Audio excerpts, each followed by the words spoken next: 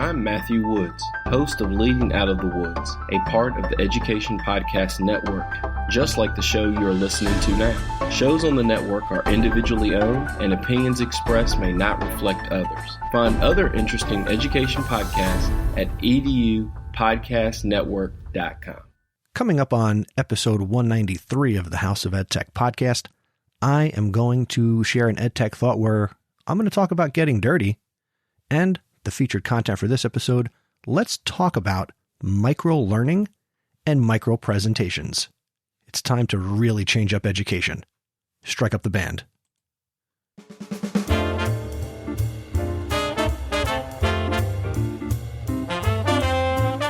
Welcome to the House of EdTech. My name is Chris Nessie. The House of EdTech launched in 2014, giving me the opportunity to speak with teachers, leaders, and creators so you can more effectively integrate technology, strengthen your pedagogy, and have more confidence in your classroom and school so you can make an impact. Get involved with the podcast by visiting my website, chrisnessie.com. Using technology isn't difficult, and this is where it begins. This is the House of EdTech. Happy New Year to you. It is 2022, and it is time for this awesome episode of the podcast. Welcome back. I took a couple of weeks off after the 2021 House of EdTech Smackdown, and we are back and we are ready to rock. And I am coming at you flying out of the gates here to start 2022, because today we're going to be talking about, like I said, micro-learning and micro-presentations, and I've got some education technology to go along with this and support it. So I hope you are as excited as I am. Now, I wanted to take a couple of minutes here at the top of the episode to kind of reset. So if you are a longtime listener or you've been a listener of the House of EdTech, certainly thank you as always and welcome back. If you are new to the House of EdTech and you have been listening long, or maybe this is your very first time listening to this podcast, welcome aboard. I want to make sure that you and I are connected. Make sure that we are connected on Twitter. My primary Twitter account is at Mr. Nessie, MrNesi. I also have a Twitter account for the podcast. Surprise, it's at House of EdTech. The podcast also has a presence on Instagram at House of EdTech. And I also like to play on TikTok because I shouldn't just talk about it and then not actually do anything with it. On TikTok, you can follow me and connect in two ways. At CJ Nessie is my, I guess it's my personal account where I kind of play around and I do TikTok-like things. I'm certainly trying to have fun over there and exercise my creativity. And then the podcast is also on TikTok at House of EdTech.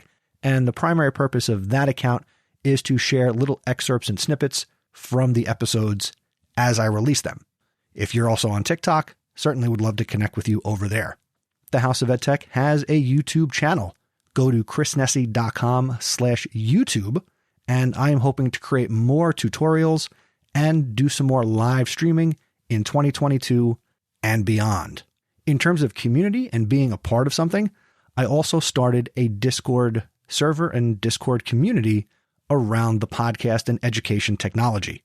You can get there by simply going to chrisnessie.com/Discord, DISCORD.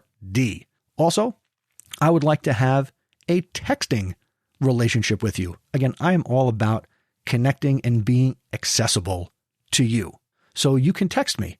I use Remind to communicate with listeners like you, and you can get connected on Remind with me by texting HoET pod, that's POD, to 81010, and we can get connected there. All right. The House of EdTech. Now, I say at the end of every episode, and I don't know that you listen to the end of every episode, but if you don't, I always ask you, the listener, to share the show with somebody who would get value. And I want to let you know that obviously we know there are so many podcast listening apps out there. Just want to let you know that when you recommend it, the House of EdTech is available literally anywhere you can listen to podcasts. Also, every episode of the podcast has a blog post that goes with it on my website. You can access any episode by going to chrisnessie.com/ and then put the number. So for example, this episode would be chrisnessy.com/193. If you're ever listening and you're like, I don't remember where he puts the links, or how can I get to the stuff he's talking about? Go to the website, chrisnessy.com/ and put the number. Two more things before we get into the content. There are two ways that you can support the show and me financially if you're getting value. It takes work and time and effort to put this out there. So if you're getting value and you want to give value back to me, you can do that in two ways. You could consider becoming an awesome supporter. That's powered by patreon.com. So if you go to chrisnessy.com/awesome, you can become an awesome supporter of the show. The other way, if you don't want to do this on an episode by episode basis, anytime you feel like it, go to chrisnessy.com/buy-me-a-coffee. You can throw a few bucks my way, and certainly I can also either A, get a coffee or a snack, or B, which is more likely, save it all up and put it back into the show. And I've got some plans for things that I want to do this year, and certainly money will help it happen. So there you go. All right, let's get into the content for this episode, and let's dive into this episode's EdTech Thought.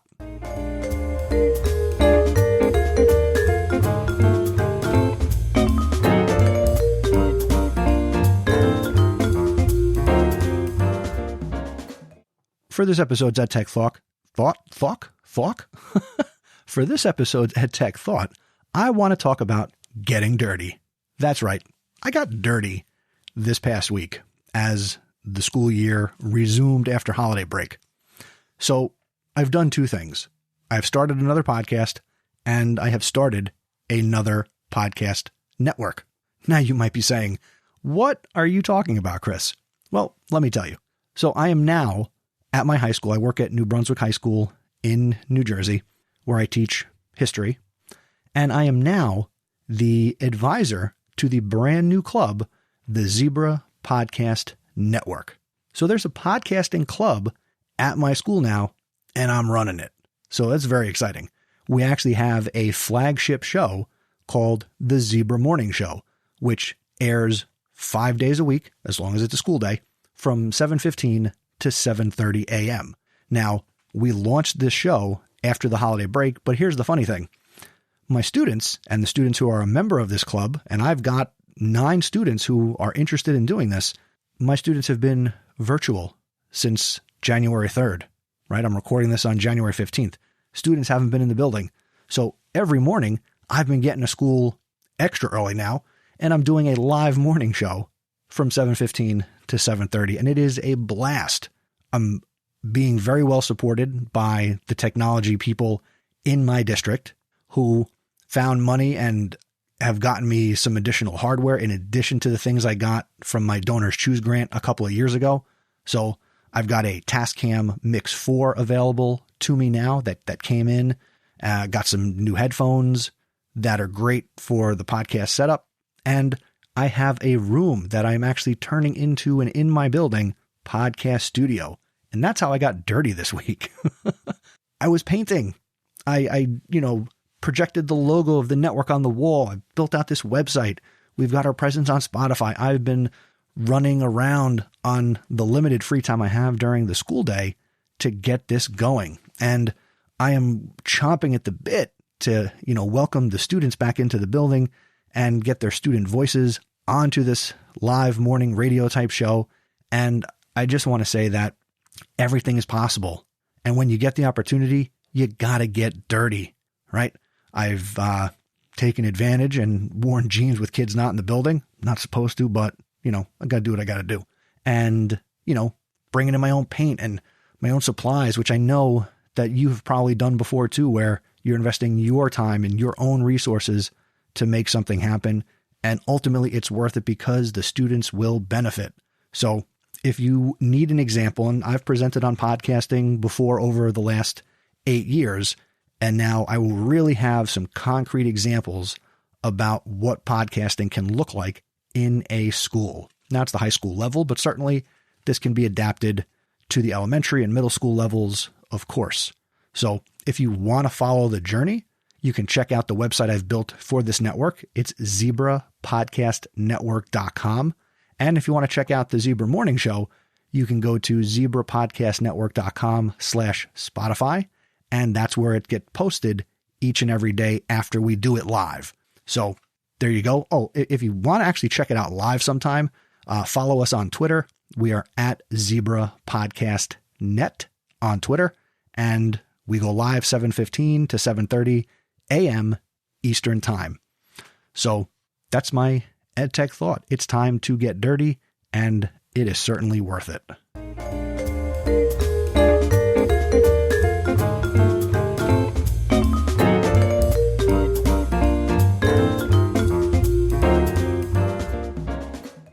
All right, so this episode, my featured content is all about microlearning, and I'm going to tack on this idea of micro presentations.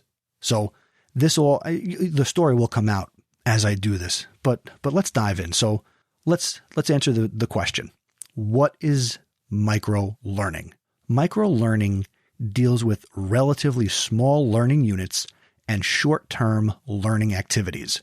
Microlearning is a holistic approach for skill-based learning and education, which deals with relatively small learning units.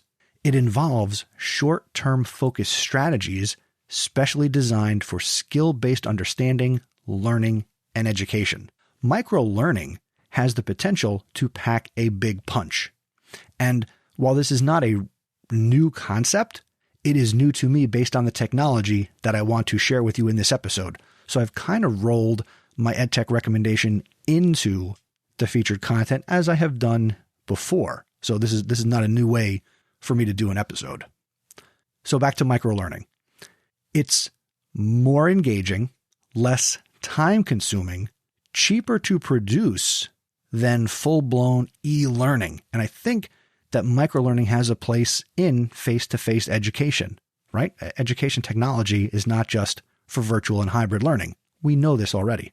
Now, while it's not the best solution for every learning situation, it can be surprisingly effective. By the end of this episode, you will know what microlearning is, what its characteristics are, and how to use it in your classroom. So let's dive in. Again, microlearning delivers short bursts of content for learners to study at their convenience. It can take many forms, from text to full-blown interactive multimedia, but it should always be short. Here are some examples of the type of content you might create in a microlearning setup. You might just use text, phrases, very short paragraphs. You'll include images, could be photos, illustrations, GIFs, videos, short videos, audio, which is great as a podcaster, short snippets of speech, maybe music. You could put some type of assessment, test, a quiz into microlearning. You might also be able to include games. Now, a lot of this is contingent on the platform you might be using. But it is important at this point to mention that not all apps and platforms support every one of these content types. What are the benefits of microlearning? Number one, it's faster to deliver. Number two, it's flexible. Number three, learners can find it more engaging. Number four, it gives learners more freedom. So let's go back through this. It's faster to deliver. Fewer things to write means shorter delivery times. With microlearning, you can build a course with many units in say, an hour. This lets you respond faster to changing the goals and the objectives of your classroom. Number two, it's flexible. Microlearning courses and lessons can cover any subject that a regular course can or a regular lesson can, just now it's bite-sized. Think of it like the fun-size Snickers, right? Unless you're allergic to peanuts, then pick another fun-size candy that won't kill you. You can create a course or a lesson to give a broad overview of a subject, or even create ones for very small, complex topics. Number three, your learners, your students, might find it and probably will find it to be more engaging. Think of their attention spans. Micro-learning and micro-training is the most engaging delivery method available. If our students are on TikTok and Reels on Instagram, they're used to these very short videos and consuming content very quickly. And if they're bored, they're going to let you know. The microlearning experience is similar to checking a social app on a phone, as opposed to the serious study feel of regular traditional learning. The last one, it gives your students more freedom. Regular online and in-person learning might rely on very text-heavy materials, and it's not ideal for studying or preparing or researching in short stints. Microlearning, on the other hand, lets your students enjoy casual learning whenever they have the same little bit of time to spare. Plus, in a micro-training course or a micro-learning lesson, they're small. They're meant to be quickly consumed, and they're also easy to access anywhere because they're going to be made available on your phone. Now, after the benefits, what are the limitations of micro-learning? Number one, it's not ideal for very complex concepts. Number two, it is not well suited for in-depth training. So what are we talking about here? Microlearning units are great for delivering simple information, but are not necessarily the best fit for complex concepts. It's possible, but it's going to require a lot more time and effort. For example, you would need to break down the concept into its most simple parts. That said, a bite-sized course is a great way to give a high-level view on a subject. And number two, again, it's not suited for in-depth training. If you have a subject that requires in-depth study, microlearning might not be the best approach. For example, let's say you want to use it to learn conversational Italian, but not to study Italian literature.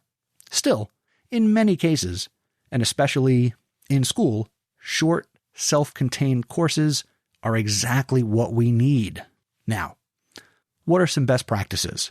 Number one, you need to consider if it's the right use for what you want to do in the classroom, right? If we want to think about Jake Miller and educational duct tape, is it the right thing at the right time? By the way, let me throw it in here. I'm going to be on, as I'm recording this, the next episode of the Educational Duct Tape podcast. So make sure you're subscribed to that and listen to my upcoming conversation with Jake about podcasting in the classroom and education, and maybe for you. It's going to be a good episode. Make sure you get that. Anyway, back to what I was saying. Number two, you want to skim the fat. Number three, you want to use multimedia, as always, to spice things up. And number four, consider using micro-assessments to assess the progress of your students. So, when we talk about skimming the fat, don't just paste chunks of your regular learning materials into a micro-learning unit and call it a day. That's lazy, and it's going to be ineffective. You want to write short, focused content that captures the essence of what you want to teach. Using multimedia. Okay, text alone, that's going to bore the hell out of your students. Add relevant multimedia such as videos, photos, illustrations, GIFs, animations. You want to keep their interest. Choose your multimedia carefully, though. It should add to your subject, not just make it look pretty. And the last one, using micro-assessments to assess the progress. Microlearning goes well with, you got it, micro-assessments. Use mini-tests, checks for understanding in your microlearning lessons and units that you might consider creating and developing. Maybe short quizzes will help to make sure your learners are progressing and meeting the objectives that you have created for them. Now, I've spent the last few minutes talking about what microlearning is, what are the benefits, what are the limitations, and some best practices. Now, you might be thinking, where do I create this stuff? Well, let me tell you, I have discovered a platform for this. It is called 7 Taps, which can be found at 7taps.com. Here's from their website. It is microlearning made easy. You can create mobile-first courses, summaries, and follow-ups in as little as 15 minutes. Now, 7 Taps, they're currently marketing towards the corporate world, trainings, things like that. And according to their website, over 5,000 companies are using 7taps.com. Now, if you want to try it out, and I'm going to talk more about what I'm trying to do with it because I'm sort of learning as I go here, but if you want to check it out, go to chrisnessy.com/7taps. That's the number 7, TAPS. Sign up. It's free to start. I'm currently using their free account, and I'm actively developing a course, a how to podcast course, using microlearning to convey the how to podcast concepts. It's not finished. So depending on when you're hearing this episode, if you go to chrisnessy.com/how-to-podcast, all together, no spaces, you will see and be able to interact with, and it's great on a mobile device, this how to podcast micro course that I'm building. It's free to access.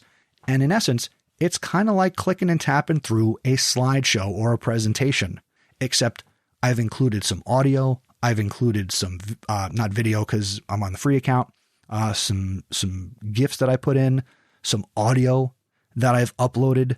And I want you to let me know, do you want to see me do a video tutorial? So I'm in the process of making this course, and I'm thinking, should I be doing a screen capture? Should I make a more produced video on how I'm using it, which you might find valuable? So if you want me to produce a video tutorial on 7 taps and microlearning, send me an email, feedback@chrisnessy.com, and let me know your thoughts and what you would want to see.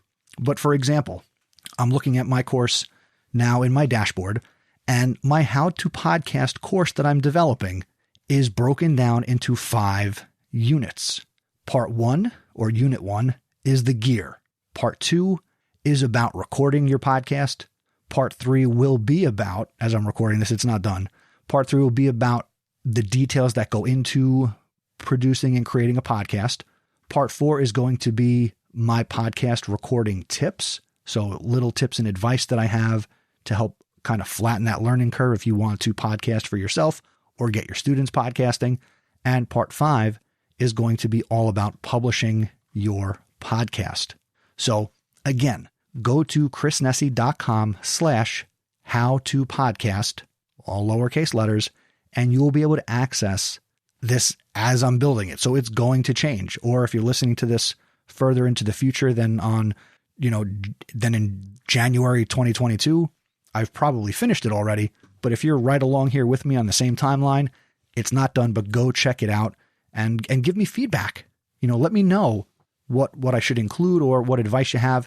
And, if you decide to go check out 7taps.com, and again, this is not an ad. I haven't made contact, although since I discovered I'm trying to make a connection with one of their founders. Her name is Kate. So I've DM'd her. I was hoping we could have connected so I could have spoken to her and brought a conversation with her right here in this episode, but I'm working on that. So there will be more content in a future episode about microlearning, about 7 taps, because I think I haven't been this excited about a piece of technology in a while. And again, part of the episode title is micro presentations. I think students could certainly leverage this to create presentations or teach a concept or demonstrate their learning in an organized fashion that is mobile friendly, right? Everybody is doing so much on their phones. So I think this is a great way, a great positive way to better integrate the mobile platforms into our classrooms. And, if your kids have devices, this might be another way to get content to them and teach them, which is ultimately what we want to do. Now, I know I've thrown a lot at you in this episode, so if you normally take notes, awesome. If you don't, maybe you're going to rewind, re-listen. But I've sort of taken care of that for you. Again, as I mentioned at the top of the episode, there's a blog post that goes with this episode. Go to chrisnessy.com/193. Print it out. Annotate it digitally. You're a tech savvy person. Add your own thoughts. Leave a comment on the show notes. There's a place you can leave a comment at the bottom of the blog post. Send me an email, feedback@chrisnessy.com. If you're doing anything like this already, I want to talk to you. So definitely reach out and let's connect. And again, help me do more. I want to do this with my students. I want to get them creating. I want to create courses for you. I want to do stuff for my own students. So I think there's a lot of potential here, and I think you can hear the excitement in my voice. So that's what I got. And let's go to Just Give It a Try.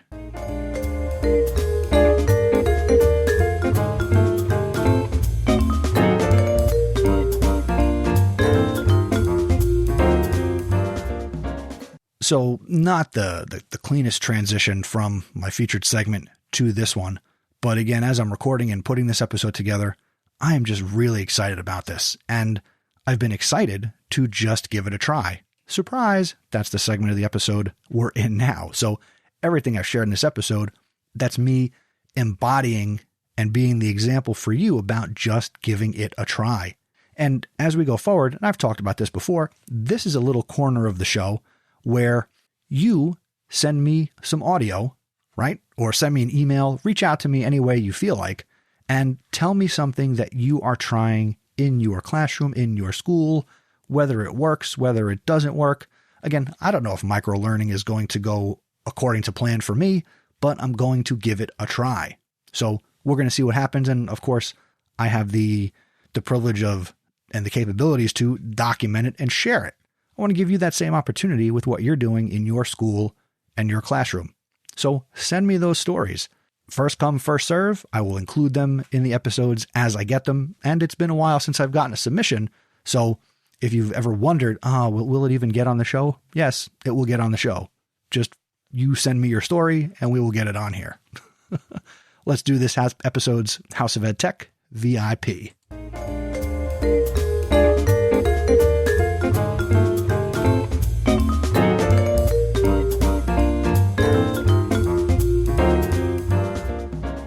And it's time for this episode's House of EdTech VIP, and I want to give a shout out to Anna Hanrahan. She is on Twitter at Hanrahan LEAP, and she is from Illinois. Following a 20-year career as an elementary school teacher, STEM coordinator, and gifted specialist, Anna is now the Education Initiative Specialist with Trafera. Anna's goal is to continue to educate herself in the world of EdTech to help facilitate for the excellent teachers out there to do even better with the resources they have in their classrooms. Connect with Anna on Twitter. Once again, she is at Hanrahan LEAP. And congratulations to you, Anna. You are a House of EdTech VIP.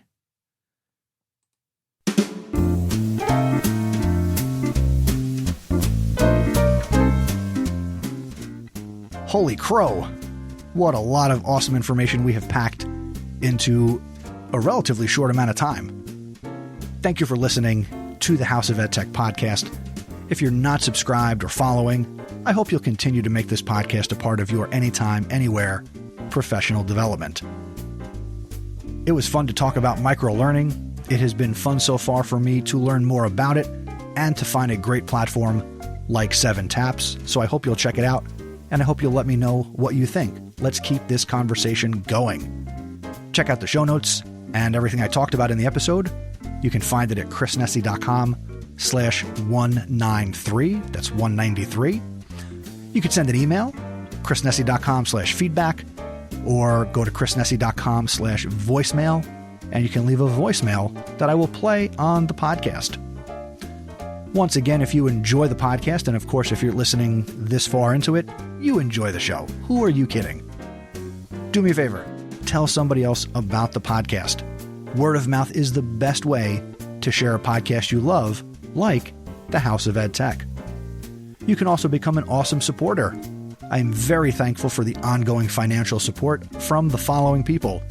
Thank you to Anthony Arnaud, Dan Gallagher, Carlos Garza, Peggy George, Jeff Herb, Mike Messner, Matt Miller, JP Prezavento, Patty Reefus, Lori Simpson, and of course, Kyle Wilcox. Now, if you're getting value from the podcast, you can become an awesome supporter too by going to chrisnessy.com/awesome. The next episode of the podcast is going to be episode 194. It's going to come your way on January 30th, 2022. And this means the march to episode 200 is underway. We're going to get there in just a few short months. Also on the horizon, now I'm not really big on the stats and the downloads, but they do make me feel good. And we are approaching 1 million downloads of this podcast. I've said it before. When I started this show in January of 2014, if you asked me, Chris, will you get to 1 million downloads? will you get to 200 episodes? I would have said yes, because I knew that I was in this for the long haul. Anyway, thanks for listening. Until next time, thank you for learning with me, and remember, using technology isn't difficult. Just give it a try.